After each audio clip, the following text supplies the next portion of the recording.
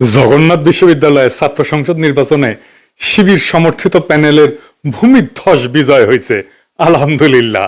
ছাত্রদল সমর্থিত প্যানেলের VP candidate fight দিছে, তাও শেষ রক্ষা হয় নাই। যদিও ছাত্রদল প্যানেলের ভিপি ক্যান্ডিডেট কিন্তু গণ অধিকার পরিষদের, ছাত্রদল করা ছাত্র না।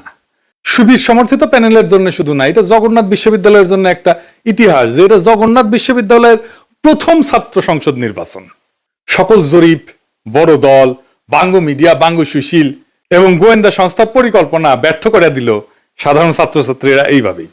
পুরনো আচার ব্যবহার দেখে এই সাধারণ ছাত্রছাত্রীরা তারা ছাত্রলীগের চাইতে কিংবা ছাত্র দলের চাইতে কিংবা অপরাপর সংগঠনগুলির চাইতে তাদেরকে ভালো মনে করেছে, ভোট দিয়েছে।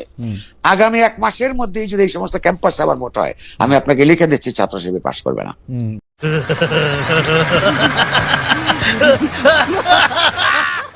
ইদানিং তো আবার জরিপ চলতেছে। জরিপে দেখা যায় বিএনপি ছাড়া কথা নাই। 70% লোক নাকি বিএনপির ভোট দিবে। এমিনেন্স একটা জরিপ করেছে, ওর মালিক আমার মেডিকেলের 3 বছরের জুনিয়র জাসদ করেছিল।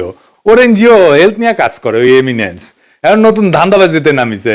শামিম শুনো, 70% লোক বিএনপির ভোট দিবি, হদ দিবি, পাঁচা পাইতে দিলে হোগাত ছাপ্পা দিয়ে দিবি, ব্যালটে দিবি পাবলিকে। এই জগন্নাথের ইলেকশন নিয়েও জরিপ করেছিল, করেছিল ছাত্রদল জিতবি। সেটা আবার বাসস, মানে বাংলাদেশ সংবাদ সংস্থা ছাপিয়েছিল, মানে সরকারি সংবাদ সংস্থা। এটি মাহবুব মুর্শেদকে চাকরি দিছে আসিফ নজরুল। পুরা আওয়ামী লীগ আমলে আওয়ামী লীগের সাথে সিস্টেম করে চলিছে। মাঝে মাঝে কুরকুরে নিয়ে উঠলে আমার নিয়ে স্ট্যাটাস মারতো। এটা আছে না, সুশীল গেরে একটা কুরকুরে নিয়ে আছে, পিনাকিরে নিয়ে স্ট্যাটাস মারে, আসলে আওয়ামী লীগ, কিন্তু মাঝে মাঝে আবার ভাব দেখে আমি আওয়ামী লীগ না। ওরে নিয়ে এমডি বানাইছে বাসসের, মানে বাসসের এমডি হবে সাংবাদিকতার সিনিয়র সিনিয়র সাংবাদিক, তা না ওক নিয়ে বসেছে। এইভাবে আসিফ নজরুল বহুত বালসালরা চাকরি দিছে, এখন সব কয়টা বিএনপির সার্ভিস দিতেছে, এইভাবে সার্ভিস দিতেছে। এরা জানে বিএনপি ক্ষমতা না আসতে পারলে হোগাত লাথি দিয়ে খেতাবে, তাই হোগা দিয়া পাহাড় ঠেলিচ্ছে, যেটি লাথি খাবি সেটা দিয়া পাহাড় ঠেলিচ্ছে। এইগুলা এইভাবে পুরা প্রফেসর ইউনূসের প্রশাসন বিএনপির জন্য খাটিচ্ছে, অভিনব উপায়ে খাটিচ্ছে। এটা কথা কয়ে নি, প্রফেসর ইউনূসের প্রশাসন উপদেষ্টা মন্ডলী শুনেন, মন দিয়ে শুনেন। বৃহত্তর বিএনপির প্রফেসর ইউনূসের উপদেষ্টা পরিষদের শাখার সদস্যরা এবং প্রশাসনে বিএনপির লেসপেন্সাররা শুনে রাখেন, আপনারা রাষ্ট্রের কর্মচারী, ওই রাষ্ট্রের মালিক জনগণ, বিএনপি না। মাথায় রাখেন, একদিন না একদিন জনগণের সরকার আসবে ক্ষমতা, সেদিন কিন্তু কোনো ছাড় পাবেন না। সেই সরকার প্রফেসর ইউনূসের সরকারের মতো ধ্বজভঙ্গ সরকার হবে না, সেই সরকার হবে জুলাইয়ের আগুনে উদ্দীপ্ত সরকার। হোগার চামড়া কিন্তু তুলে নেওয়া হবে, মাইন্ডেড, পলাহে পারবেন না। রাষ্ট্রের কর্মচারী হিসেবে নিরপেক্ষ থাকবেন, সামান্যতম পক্ষপাতিত্ব করবেন তো সেইটার কাফফারা দিতে হবে, মাপ নাই, সেই কাফফারা ভয়ঙ্কর হবে। সরি কওয়ার কলে টাইম পাবেন না। এবার আসেন আমরা দেখি কেন ছাত্রদল এভাবে হারিচ্ছে হারিচ্ছে আর হারিচ্ছে, আর নাম হয়েছে হারু পাট্টি। হ্যাঁ, বুঝে চাও। এই আলাপগুলো আমরা অনেক আগের থেকেই করিচ্ছি। প্রথম কারণ হইতেছে তাদের দীর্ঘদিন ছাত্র দলে কোনো রিক্রুটমেন্ট নাই, নতুন ছাত্র ঢোকেনি, না ঢুকলে দল থেকে আওয়ামী বিরোধী ছাত্র রাজনীতি তো বন্ধ থাকে নাই, তাই না? ওরা কয় যে শিবির আছে কারণ ওরা গুপ্ত রাজনীতি করছে, তা আওয়ামী বিরোধী ছাত্র রাজনীতি কি বন্ধ ছিল? ছাত্রলীগের লুঙ্গির তলে ছিল নাকি শিবির? নূরের দল তাইলে কেমনে তৈরি হইল? নাহিদ আসিফরা কিভাবে তৈরি হইল? ওরা তো গুপ্ত রাজনীতি করে নাই, শিবির প্রকাশ্য রাজনীতি করে নাই, কারণ সে বিপ্লবী রাজনীতি করছে। বিপ্লব মানে এক্সিস্টিং সিস্টেমের রাপসার, এটা ভেঙে ফেলতে হয়।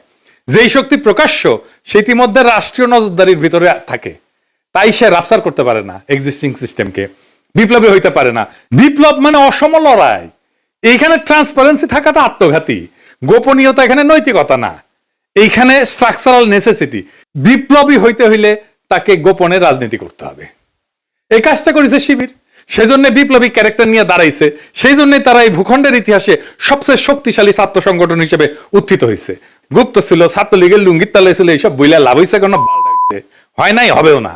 এইবার দ্বিতীয় ইস্যু, বিএনপির ভুল রাজনীতি।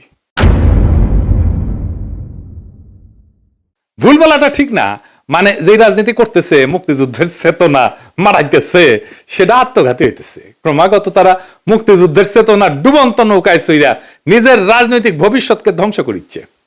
মানুষজন এই কথা আওয়ামী লীগ আর বামেদের কাছে শুনিছে, তো এখনো শুনে, তাই না? এতদিন 15 বছর ধরে শুনিছে, মাইক লাগে শুনিছে, তারা এই কথার প্রতিধ্বনি যখন বিএনপির কাছে শুনে, সে তখন মনে করে আরে এটা তো আওয়ামী লীগ, এটাই তো ইন্ডিয়ার বন্ধু। আর সত্যি সত্যি যখন ইন্ডিয়ানদের উচ্ছ্বাস দেখে তারেক রহমানকে নিয়ে, আর তারা প্রকাশ্যেই বলে তারেক রহমান আর বিএনপি তাদের পছন্দের দল, তখন মানুষ দুয়ে দুয়ে স্যাড মিলায়। সুবীর ভৌমিকের কথাটা আবার শুনেন, এডিটর সাহেব শুনান। ভারত বাংলাদেশে কোন সরকার চাইবে? খুব সোজা উত্তর আমি তোমায় দিয়ে দিচ্ছি। Awami League is not in election, next best option is BNP, obviously not Jamaat. তারা অলরেডি 50 লাখ লোক নিয়ে জেহাদ টেয়াদের হুমকি দিচ্ছে, ফলে জামাত অবভিয়াসলি ইন্ডিয়া চাইবে না। অত অনেক কথা, ডিপ্লোম্যাটিক কথা বলে তো লাভ। কানেকশনটা হচ্ছে 71। আমরা একসাথে, আমার সৈন্য এবং মুক্তিযোদ্ধারা রক্ত ঝরিয়েছে, সেই সুবাদে Awami League. This is the historical fact. তো এই জায়গাতে হঠাৎ করে আজকে অন্য কিছু ডাইনামিক্স চলে আসবে, এটা তো আশা করাটাও ভোট। কিন্তু যে গভর্নমেন্ট আসবে তার সাথে ইন্ডিয়াকে তো ডিল করতে হবে। শুনেছেন, এই সুবীর ভৌমিকের কথাটা কাইতে নিয়ে মোবাইলে সেভ করে রাখবেন, আর ভোটার ক্যাম্পেইনে গেলে এটা ভোটারদের শুনেবেন, কাম সারা হয়ে যাবে। ভোটার পাশায় ছাপ দিয়া ভোট দিবে বিএনপি রে। আর তার উপরে যদি দেখে সেই আওয়ামী লীগের অলিগার্ক লবণ কামালদের সাথে তারেক রহমানের হাত মিলায়, তখন পাবলিকে বুঝে যায় এটা সেই আগের বন্দোবস্ত। আমরা হাসিনাকে তাড়াইছি, কিন্তু তার তৈরি বন্দোবস্ত এখনো আছে, আর এই বন্দোবস্তের মালিকানা নিছে বিএনপি। আওয়ামী লীগের এই বন্দোবস্ত, এই শক্তি বিএনপিকে আশ্রয় করে আবার শক্তি নিয়ে ফিরে আসতেছে, যেন আপা শর্ট করে ঢুকে যাইতে পারে। ইউনিভার্সিটি গুলোতে বিএনপির এই অবস্থা হইতো না যদি আমার চাইনিজ বুদ্ধি নিত। সেটা তো বিএনপি শুনবে না, সে শুনবে ভুট্টো সাহেবের কথা। যাই হোক, আমার ক্ষুদ্র ভাতারা কবে আন্নার কাছে দাদা সব স্ট্র্যাটেজি থাকে না, তা থাকে না। তাই স্ট্র্যাটেজি আমি বানাইবার পারি, কয়া দিতেছি, কমো কয়া দি। এখন তো কয়া দিলেও কোনো লাভ করবার পাবি না, কিন্তু কয়া দি যে কেমনে এটা করা যায় গেল নি। আসেন এটা শুনি দেখি, মজা পাবেন কলে। ছাত্র দলে যে রিক্রুটমেন্ট নাই, এটা তারেক রহমান সহ সব বিএনপি নেতারা জানে, স্থায়ী কমিটির সবাই জানে, স্বীকার করে, কিন্তু এইটারে কেমনে ম্যানেজ করবে সেটা জানে না। এই প্রসঙ্গে এটা প্রফেশনাল গল্প বলি আর কি, খুব বেসিক কনসেপ্টের গল্প আর কি। প্রোডাক্ট লাইফ সাইকেলের মার্কেটিং এর একটা খুব বেসিক কনসেপ্ট। কি সেটা? যে কোনো প্রতিষ্ঠানের, মানুষের, দলের, পণ্যের একটা লাইফ সাইকেল থাকে বা জীবন চক্র থাকে। মানে জন্ম, বেড়ে ওঠা, তারুণ্য, যৌবন, বার্ধক্য, মৃত্যু, মানুষের যে জীবন চক্র ঠিক তেমন একটা দলের বা পণ্যের ঠিক এরকম লাইফ সাইকেল বা জীবন চক্র থাকে। প্রথমে এটাকে বলা হয় ইন্ট্রোডাকশন বা উদ্ভব পর্ব, গ্রোথ বা উত্থান পর্ব, ম্যাচুরিটি বা আধিপত্য পর্ব, ডিক্লাইন বা পতন পর্ব। শিবির আছে উত্থান পর্বে, ছাত্রদল আছে পতন পর্বে। বুঝছাও, এইটা সব দেখে দেন কে কোনটি আছে। এই লাইফ সাইকেলকে চাইলে এক্সটেন্ড করা যায়। ম্যাচুরিটিতে আসলে আলাদা স্ট্র্যাটেজি নিতে হয়, যেন আবার নতুন কইরা সে উত্থান পর্বে চলে যেতে পারে। এই পতন পর্ব শুরু হইলেও আবার তাকে উত্থান পর্বে নিয়ে যাওয়া যায় কলে কিছু কিছু বিশেষ ক্ষেত্রে, কিন্তু একটা জায়গা আনা যায় না। সেটা হইতেছে হিস্টোরিক্যাল লেজিটিমেসি কোলাপস যদি হয় পলিটিক্যাল পার্টির ক্ষেত্রে। এটা শুনতে খটোমটো লাগলেও সোজা কলে, খুবই সোজা। মানে আমি যা বইলা আমার বৈধতা আনিছি তার উল্টা কাজ করলে লেজিটিমেসি কোলাপস হয়। এইটা ছাত্রদল আর বিএনপি দুইটারই হয়েছে। বিএনপি মুক্তিযুদ্ধরে তার পলিটিক্যাল অ্যাঙ্কার বানাইছে, উটি খুঁটি গাড়িছে, কিন্তু বিএনপি ছিল আওয়ামী লীগের মুক্তিযুদ্ধের বয়ানের অ্যান্টিথিসিস। মুক্তিযুদ্ধ হয়েছে বাঙালি জাতীয়তাবাদের স্লোগান নিয়ে, তাই না? সংবিধানে তো ঢুকেছে। তো বিএনপি আসছে বাংলাদেশি জাতীয়তাবাদ নিয়ে। মুক্তিযুদ্ধের চেতনা ছিল ধর্ম নিরপেক্ষতা, বিএনপি আনিছে পরম করুণাময় আল্লাহ তাআলার উপর পূর্ণ আস্থা এবং বিশ্বাস। আওয়ামী মুক্তিযুদ্ধের লক্ষ্য ছিল সমাজতন্ত্র, বিএনপি কইছে না না, সমাজতন্ত্র মানে যদি হয় অর্থনৈতিক এবং সামাজিক ন্যায় বিচার, তাইলে ঠিক আছে, অন্য সমাজতন্ত্র আমি মানি না। বিএনপি ওইটা নিয়ে লেজিটিমেসি পাইছিল, ওই লেজিটিমেসি কোল্যাপস করেছে 2024-এর 5ই আগস্টের পরে, যখন মুক্তিযুদ্ধ। এই জন্যই বিএনপি জিততে পারবে না সামনের ইলেকশনে। কিন্তু ছাত্রদল এটা ডিক্লাইন ফেজে গেছে আরো আগেই, মানে বিএনপির লেজিটিমেসি কোলাপস করার আগেই গেছে। সেই জন্য আমি কইতেছি যে কিভাবে বিএনপি যদি লেজিটিমেসির কোলাপস না হইতো তাহলে ছাত্র দলকে বাঁচাইতে পারতো। এখন সে চাইলেও পারবে না বাঁচাইতে। কেমনে পারতো? প্রথমে ছাত্র দলকে বিলুপ্ত করে দিতে হইতো। থেকে লাভ নাই, কারণ দল তো নাই, সমর্থন নাই, রিক্রুটমেন্ট নাই, থেকে লাভ কি? ভোটে জিতে না, হারু পাট্টি। তাইলে এটারে বিলুপ্ত কইরা সবাই রে বৈষম্য বিরোধী ছাত্র সংগঠনে একীভূত করতে হইতো। এটা হইলে বৈষম্য বিরোধী ছাত্র সংগঠনের সবচেয়ে বড় স্টেক হোল্ডার হইতো ছাত্রদল থেকে আসা লোকগুলা। বৈষম্য বিরোধী ছাত্র সংগঠনই হয়তো বিএনপির গণছাত্র সংগঠন। সে আরো বৃহত্তর ঐক্যের চেষ্টা করতো, ছাত্র অধিকার পরিষদকে নিত, ইনকিলাব মঞ্চকে নিত, এরকম ছোটখাটো দলগুলোকে সে ঢুকায় ফেলতো, একীভূত করে ফেলতে পারতো। তাইলে শিবিরের একটা শক্তিশালী বিরোধী দল দাঁড়াইতো। এটা হইলে শিবিরের সাথে শক্ত ফাইট দিতে পারতো, অনেক জায়গায় জিতেও যেতে পারতো। আর যে রিক্রুটমেন্টের গ্যাপ তৈরি হয়েছে সেটা পূরণ হইতো, কারণ এই বৈষম্য বিরোধী ছাত্ররা তো ছাত্রদল করে না, এরা তো নতুন তরুণ, আরো তরুণ, এরা ঢুকতো, তাইলে তার গ্যাপটা পূরণ হইতো। এখন ইলেকশন হইতেছে আর মারা খেতেছে বিএনপি, নামই হয়ে গেছে হারু পাট্টি। এখন আমার ক্ষুদ্র ভাতারা একটা বিরাট কোশ্চেন করে ফেলতে পারে আমাকে, আমি কালে ডরে আছি।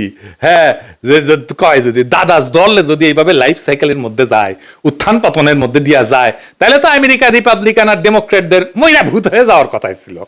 এইগুলো তো ভালোই টিকে আছে। তো মাঝে মাঝে বুঝছাও আমার মনে হয় যে আমি দিনে 4টা-5টা করে ভিডিও বানাই, বেনে এগুলো ব্যাখ্যা করি। মেলা কোশ্চেন আছে সবার মাথার, তাই না? হ্যাঁ, এটা খুব ইন্টারেস্টিং প্রশ্ন করে করেছেন আপনারা, না করলেও কয়ে দিলাম, তাই না? আসেন এবার বুঝে দেখি। আমেরিকান রিপাবলিকান আর ডেমোক্রেটিক পার্টি এটা স্বাভাবিক রাজনৈতিক দল না, ওইগুলো কার্যত রাষ্ট্রের ভেতরে একটা ইনস্টিটিউশনালাইজড পাওয়ার মেকানিজম। এটা কি, এটা প্রতিষ্ঠান হয়ে গেছে, এটা দল নাই, এটা রাষ্ট্রের সাথে একীভূত হয়ে গেছে, অনেকটা চাইনিজ কমিউনিস্ট পার্টির মতো। তাই ওদের পতন হয় না, ওদের রূপ বদলায়। এই যে লাইফ সাইকেল থিওরি, যে জীবন চক্র থিওরি যেটা কইলাম, এটা কাজ করে হয়েছে, এটা ক্লাসিক রাজনৈতিক দলের মতো, ক্লাসিক রাজনৈতিক দল যেগুলো আদর্শিক দল বা ক্যারিসমেটিক লিডার আছে, যেমন মুজিবের দলের মতো, জামাতের মতো, শিবিরের মতো, কমিউনিস্ট পার্টির মতো, রেভলিউশনারি বা পোস্ট কলোনিয়াল দল কংগ্রেসের মতো, এবং দুর্বল রাষ্ট্র কাঠামোর দেশে Bangladesh, Pakistan, Africa, Latin America, এই সমস্ত জায়গায় এই সমস্ত থিওরি খাটে দলগুলোর ক্ষেত্রে। কংগ্রেসের মরে যাওয়া দেখে বুঝতে পারতেছেন, বিজেপির উত্থান থেকে বুঝতে পারতেছেন। আমেরিকান পার্টিগুলো আলাদা, রিপাবলিকান পার্টি, ডেমোক্রেটিক পার্টি, কোনোটাই কোনো ইডিওলজি না, কিন্তু কোনোটা একজন লিডারের উপরে দাঁড়ানো না, আদর্শিক নেতা নাই, কোনোটা একটা শ্রেণীর একচ্ছত্র প্রতিনিধি না, বরং এরা হইলো একটা নির্বাচনী ঐক্যের একটা ফ্রন্ট। এবং এরা কখনো পতন হয় না কয়েকটা কারণে, আমি এটা করে বলি। 1 নম্বর হচ্ছে 2 পার্টি সিস্টেম, এখানে 3 নাম্বার পার্টি এসে ক্ষমতার অংশ হওয়া এক্সট্রিমলি ডিফিকাল্ট। সেই জন্য এই 2 পার্টির বাইরে আসলে কেউ যাইতে চায় না, রিস্ক নেয় না। আমেরিকার মানুষ রাগ করলে নতুন দল বানায় না, পুরানো দলের ভিতরে ঢুকে সেটা বদলানোর চেষ্টা করে। এবং আপনি দেখবেন রিপাবলিকান এবং ডেমোক্রেটিক পার্টি দুটেরই বদল হয়েছে ভিতর থেকে মেলাবার, 1বার 2বার না। এই কারণে দল ভাঙে না, ভেতরের রূপটা বদলায় যায়।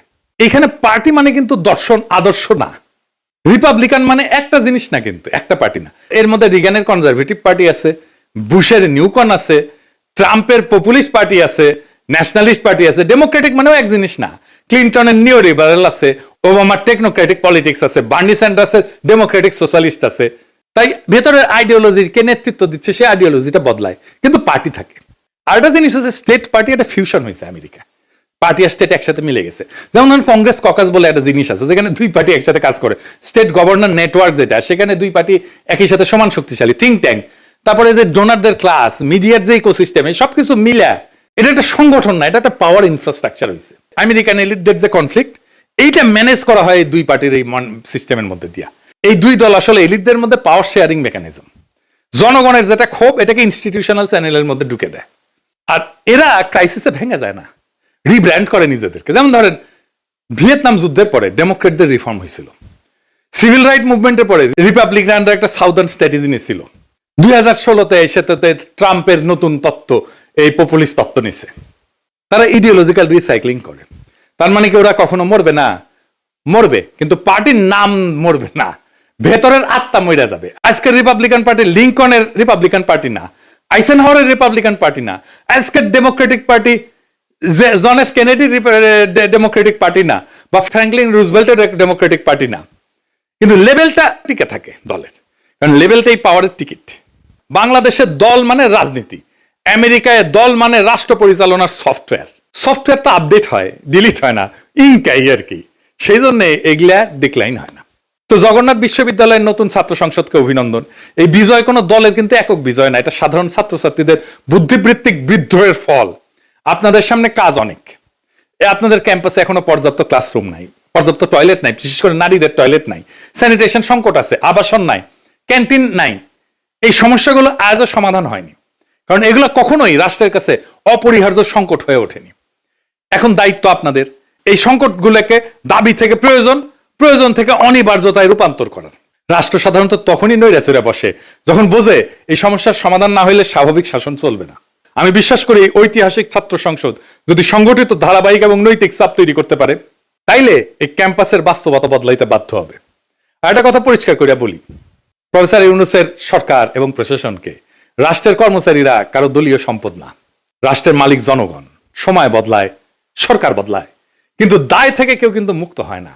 আজ যারা সিদ্ধান্ত নিচ্ছেন যে আপনারা বিএনপির ক্ষমতা আনবেন এবং বিএনপির লেসপেন্সারি করবেন, আপনাদের মনে রাখা উচিত ইতিহাস কখনো হঠাৎ বিচার করে না, কিন্তু একদিন ঠিকই হিসাব খুঁড়ে নেয়। আর এই ছাত্র সংসদের কাছে আমার প্রত্যাশা একটাই, আপনারা ভবিষ্যতের জন্য রাজনীতি তৈরি করবেন। এই ক্যাম্পাসের ভাষা যদি বদলায়, তাহলে দেশ বদলাতে সময় লাগবে না। আশা করি আগামী ফেব্রুয়ারিতে আমাদের বন্ধুসুলভ সরকার আসলে আপনাদের যতগুলো সমস্যার কথা বললাম, এই সমস্যাগুলোর সমাধানের জন্য আমি ব্যক্তিগতভাবে আপনাদের সাথে থাকব। ফেব্রুয়ারিতে আমাদের ফ্রেন্ডলি সরকারি ক্ষমতা আসতেছে ইনশাল্লাহ। চান্দাবাজ, ধান্দাবাজ, লুটেরা, ইন্ডিয়ার নব্য লেসপেন্সারেরা ক্ষমতায় আসবে না। আমি যে এপিসোডের পরে ইনকিলাব বলি, ওইটা কিন্তু শুধু স্লোগান না। ইনকিলাব মানে বদল, ইনকিলাব মানে বিপ্লব, ইনকিলাব মানে ভেঙ্গা চুইরা নতুন ভাবে গড়ে তোলা, ইনকিলাব মানে দেশ এবং জাতির জন্য অপরিহার্য হইয়া ওঠা। ইনকিলাব জিন্দাবাদ।